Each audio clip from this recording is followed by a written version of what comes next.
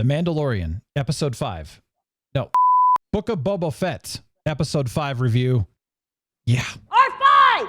See if the Jawas are still out back. Dated a Jawa for a while. They're quite furry. Very furry. Lot of issues. Let's rock it.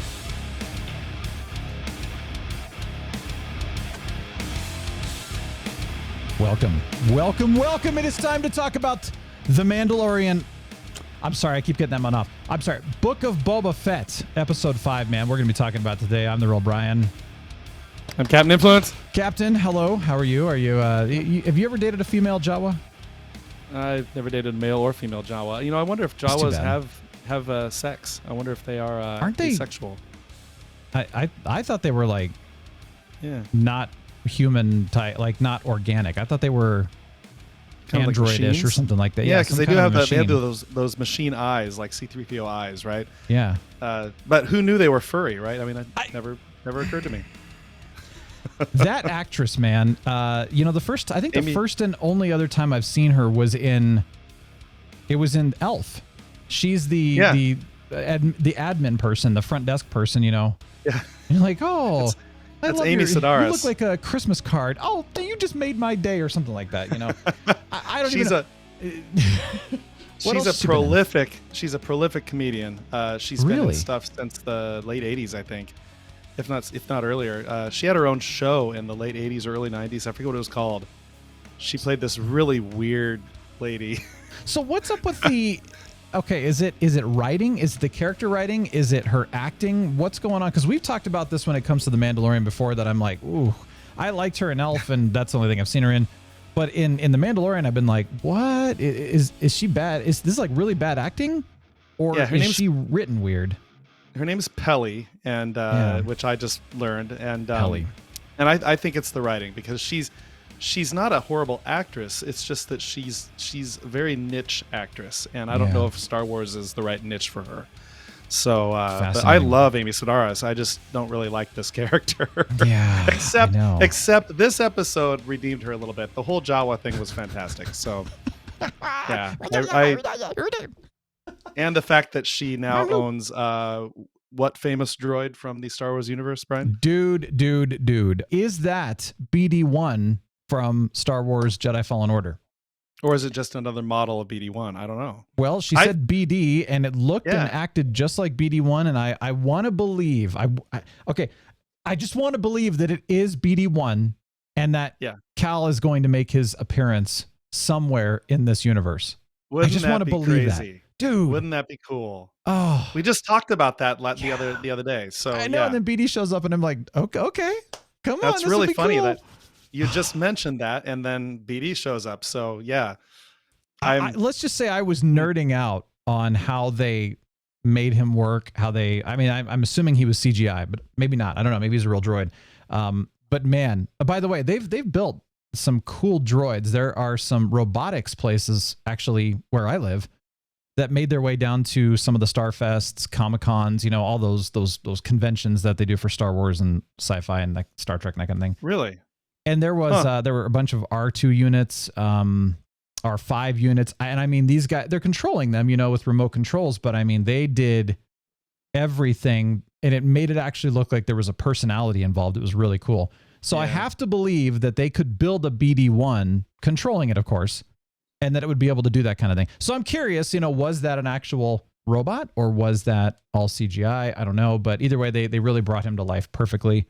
And honestly, he's up there as one of my top favorite droids now, because of playing that game. I mean, R2-D2, of course, and C-3PO are just the classics, but I mean, I don't know, BD-1, man, he's everybody loved BB-8, but I'm all about BD-1. It's cool. I was impressed when they got BB-8 to work, as an actual model so well. Yeah. I mean, it's just a neat concept of how that thing functions. But yeah, that's fascinating. Okay, well, like I mentioned, we're talking all about The Mandalorian, Season 3, Episode 5, so I keep making that up, mistake on purpose, yeah. Well, yeah, so that was one of the best Mandalorian episodes I've ever seen. It was a good Mandalorian episode, yes. It was fantastic, and it had absolutely nothing to do with Boba Fett, except for the fact that Fennec shows up and says, hey, we need your help, and that was it. So Yeah. it was the best non-Boba Fett episode that was the weirdest thing to me. Like I thought, what a great episode, but it wasn't Boba Fett at all. So why did they just do that? What's going on? And that worries me, man. That really worries me that they have 7 episodes. No, because this would have been a great Mandalorian episode. Perfect. Excellent. They should have done that. It worries me that they have 7 episodes to fulfill a beautiful storyline. We've had 4 that have been okay to decent. Then we had this wonderful one, which had nothing to do with Boba Fett, really. And we have just 2 more. So did they not have enough story? Is that why they had to do a Mandalorian episode? I mean, that's like, I loved the episode, but it really concerns me for the Boba Fett show itself because of that. That's fair. However, I think it is fair because we only have 2 more episodes, right? So if I think that this episode was really important to, even though it didn't have anything to do with Boba Fett per se, it was important to mesh the Mandalorian with Boba Fett into this season. They had to at some point. So, so might as well just take up an episode to do it. But you're right. I can see where you're concerned that just only 2 more episodes, and how are they going to flesh out the rest of the story in just 2 more episodes? And they're not terribly long episodes. So, I'm not worried yet, though. Honestly, I'm not worried. I just I'm excited to see how it wraps up. I think my biggest concern though is when you start messing with things like this. Arrow did this in the last season. Arrow seasons 1 and 2 were so good. They had some struggle points, throughout the rest of the seasons. The last season was actually really good, but the penultimate episode of the series was about the birds of prey, essentially. It didn't fit, is what I'm trying to say, is that it was one of those like, oh, that was kind of a cool episode, but it's not Arrow. Like, why are we doing a completely different TV show in the last season of Arrow? It's the same thing here. Why are we doing a completely different TV show? I know they're tied together. And from a Mandalorian perspective, it was a very important episode. It was an episode we should have had, or that we should have in season 3. Right. Absolutely. It's an important episode. And it was a really great episode. At least I enjoyed it.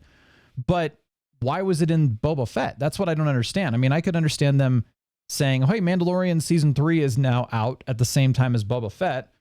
And this is the first episode of the Mandalorian of season 3. And it's like, it's crossing over. Now we've got, oh, cool. Boba Fett's happening. This is how they meet up finally. And this is how they're going to work together. But why did they take time away from a 7-episode run of Boba Fett?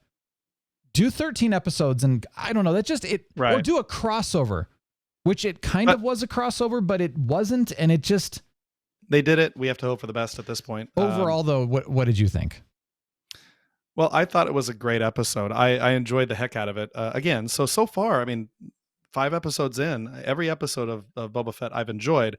There have been issues, but they haven't been, deal breakers.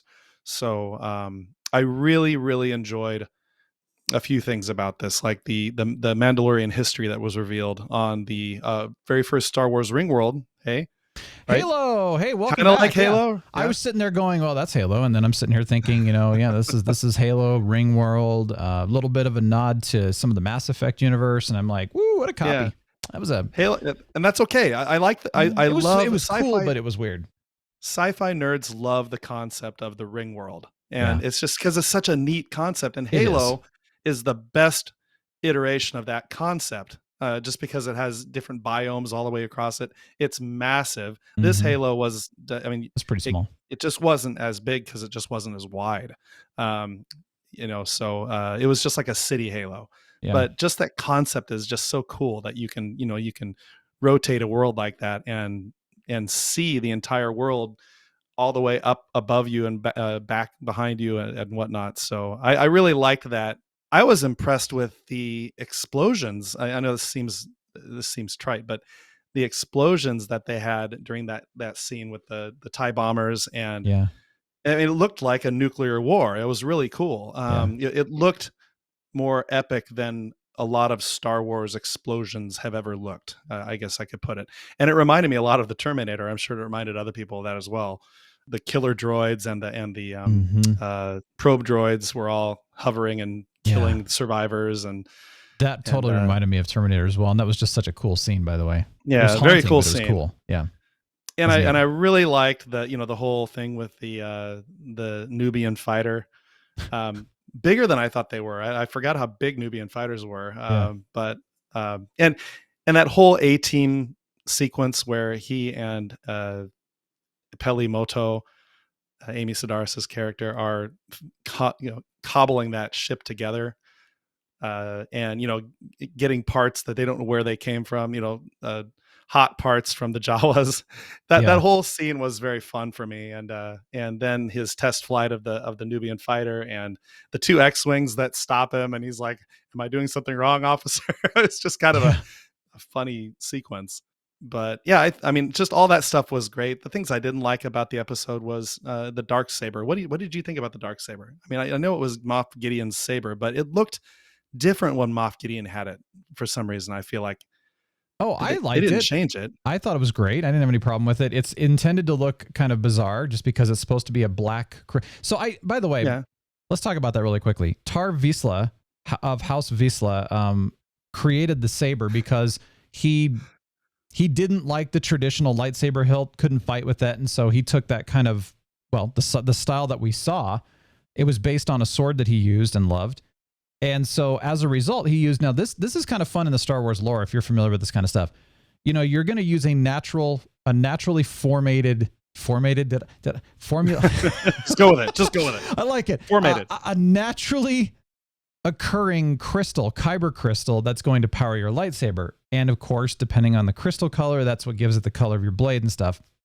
Mm-hmm. Well, in this particular situation, Tar Vizsla used a synthetic crystal. And so that's what gave it the black sheen, and that's why it looks kind of weird and stuff like that. It's intended to look weird.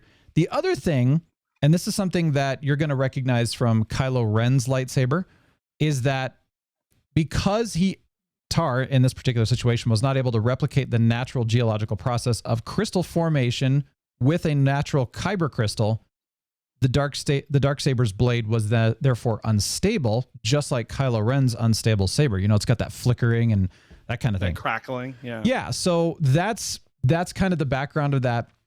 Now, he was a Jedi. Tar Vizsla was the first Mandalorian to be inducted into the Jedi Order. He was a Jedi, and so therefore you're supposed to create your own lightsaber. That's the one he created. What I don't understand, and this is part of the history that I need to go back to Star Wars Rebels probably, because it's been mentioned in Star Wars Rebels. That's kind of where he was first really mentioned. All of that said is that why the Darksaber has been passed down to non-Jedi.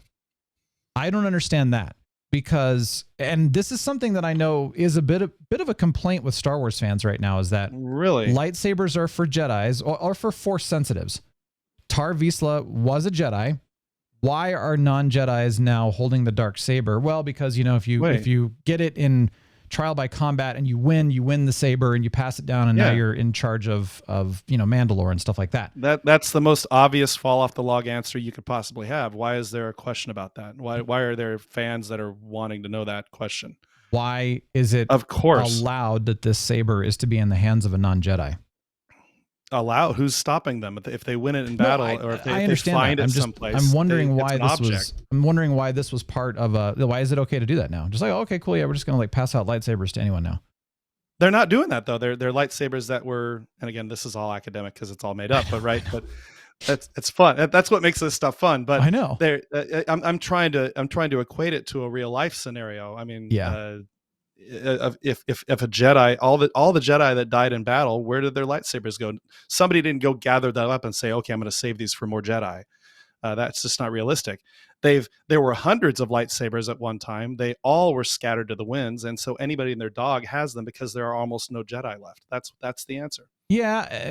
Okay. So that's like you said, it's academic. That's a good point. Where I think about some of the lore, and this is me really nerding out on the Star Wars lore, is that the lightsaber is the weapon of a Jedi.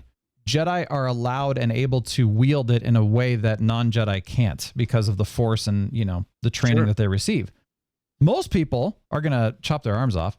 Another thing that I thought was interesting is that when Mando is fighting, training basically with the Darksaber, and he says it keeps getting heavier and heavier and heavier. Right. Well, you're fighting. This was cool, by the way. You're fighting the saber.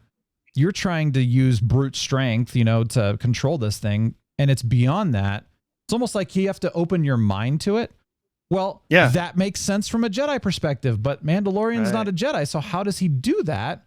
Well, the Force is still around. So my point is, can a non-Jedi actually really wield the Darksaber? Really?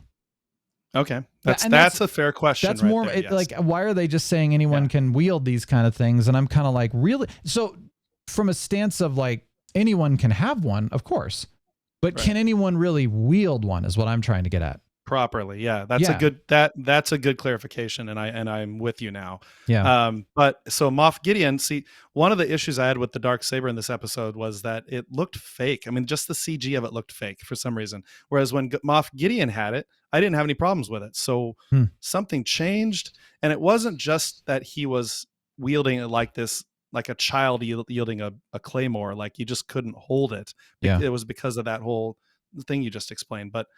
But it wasn't just that. It was just the look of the Darksaber was off to me. It's a nitpick. Well, any indication of the speeder chase that happened a couple of episodes ago? Yeah. Yeah, that's the first thing that came to my mind when I saw the Darksaber. I was like, okay, well, this is just another example of the speeder chase, right? It's a possibly negligent production value. Yeah. So, but there was so much more in this episode that was fantastic production value. So. Oh, for sure. One thing I wanted to bring up was the spear, the Beskar spear, and why that was kind of interesting to me because, of course, it was. Why was it forged in the first place? By the way, and I don't know if they mentioned that.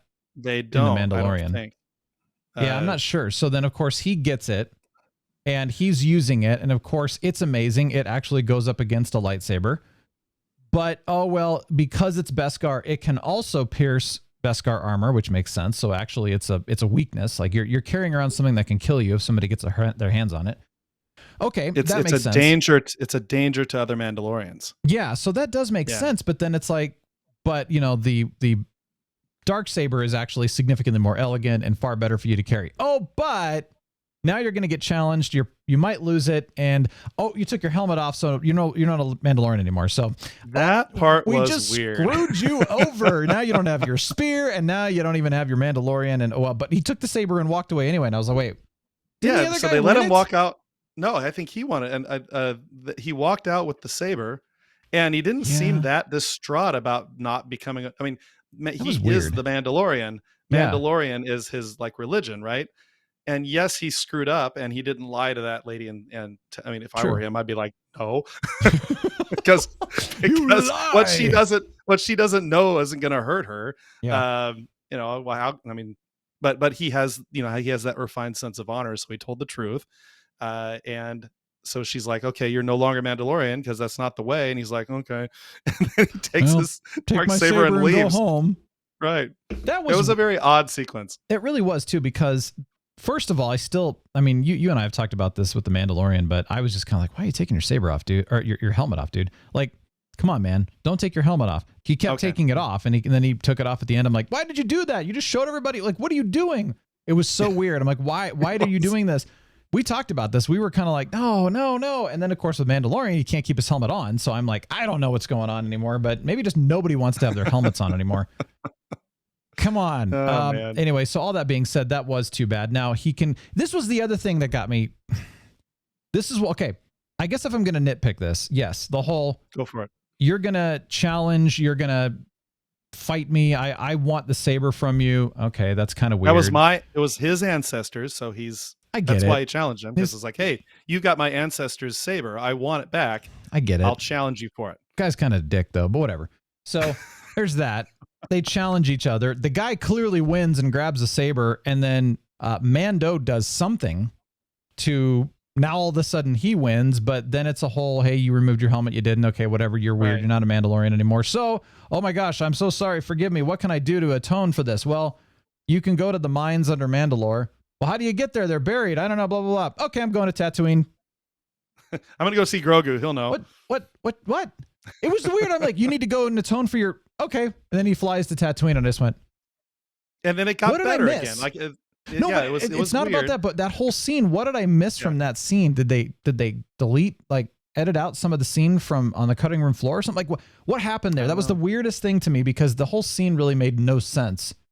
But Yeah, now it we're was on weird. Tatooine, and then he went on this whole weird thing. And so that's my only nitpick, though, with the episode was just I don't know what happened there, and it doesn't make any sense. But anyway, let's move on to Tatooine. That was my primary nitpick with the episode as well. So, yeah.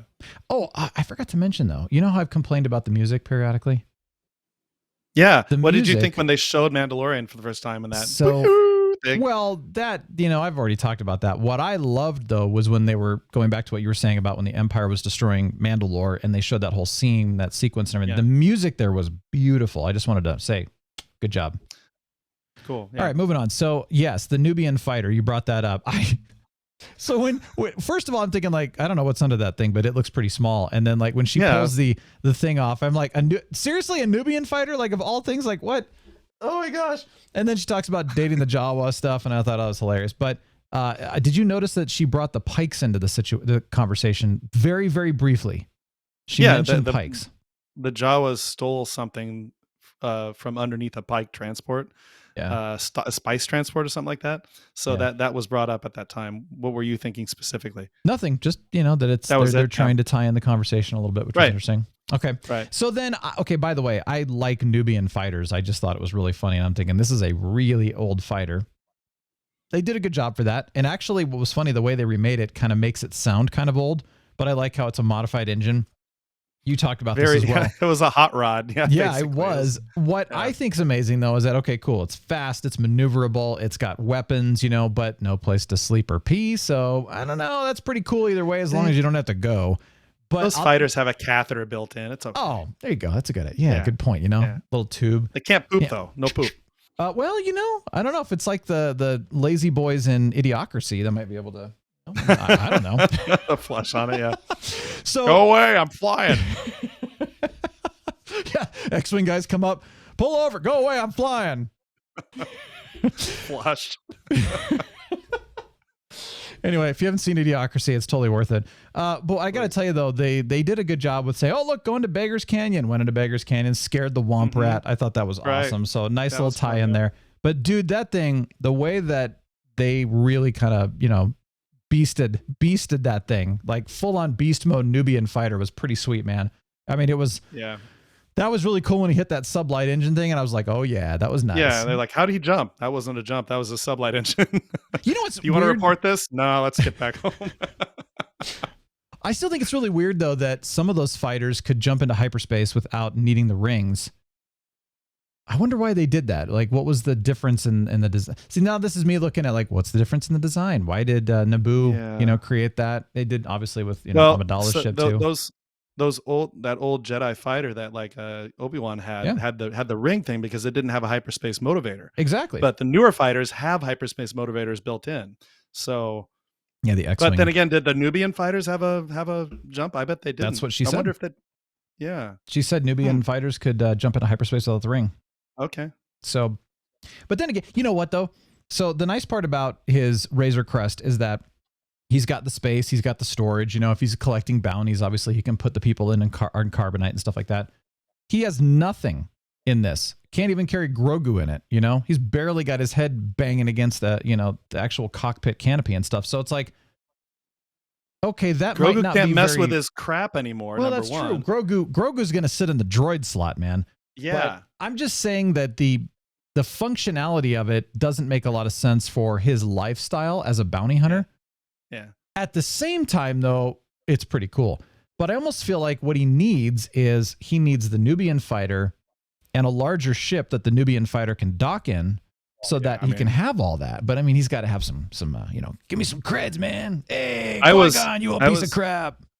Very much hoping that, how she had hogged out the droid. He asked her about what about the droid bay, and she said she hogged it out. And there's this little where the droid used to sit. There's this little glass dome up above the cockpit, and I was really, really hoping that he would leave there with BD1 in tow, dude, up in that dome. I thought he would take BD1 with him. So, well, he hasn't left yet. True. He'll probably be back, but he's got to go see a little green friend.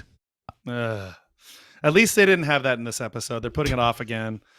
But they can't. We know how much you don't like Grogu anymore. They can't soil the last two episodes of this short series with Grogu. They can't. There's no point. Why? It doesn't make any sense for Boba Fett. Yeah, it really doesn't actually. Leave Baby Yoda in Mandalorian. Yep. Leave him alone. I agree. Yeah.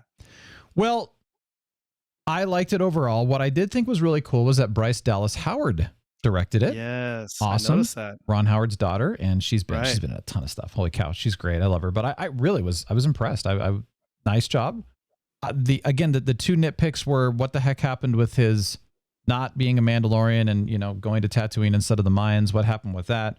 And then the other nitpick was just the fact that this wasn't a Boba Fett episode. And that is weird. But other than that, it was a great episode. It was fun to watch. And I mean, it's so funny. All the comments I've heard, this is the best episode of Boba Fett yet, and it didn't even have Boba Fett in it. I thought that's not good for the series of Boba Fett, but hey, they're not wrong. At least in granted, I've liked Boba Fett so far. I know, sadly, I know a lot of people who have not made it past the second episode of Boba Fett and said, it's okay, and they moved on and they didn't finish watching it. I know some people who are kind of pushing through it and saying, I don't really like the show. I've not heard a lot of positive from Boba Fett yet, honestly. I think you and I, Captain, like it more than most people that I've had contact with. And that's okay. Lucky us, right? I mean, yeah, exactly. We're enjoying ourselves. Yeah, I feel bad for those. I mean, I'm sorry that people don't like it as much, and that's not to detract from why they don't like it. I get the reasons. Yeah. I'm just thankful that I like it that much in spite of those reasons. So yeah, because you know me, I'm a little picky with my Star Wars, as you well know. Oh yeah, you are. And so borderline cynical. If Boba Fett is passing muster for me, that also says something a little bit. But again, it's all of it's subjective. It doesn't really mean anything. So yeah. No. You know, and the thing is I got to keep going back to this. It's all entertainment. You know, really we're being entertained, and you know, it's all for a modest fee of Disney Plus. But other than that, we're being entertained, and we're just here to hang out and have a good time. So yeah. All right. Well, let us know what you thought about this.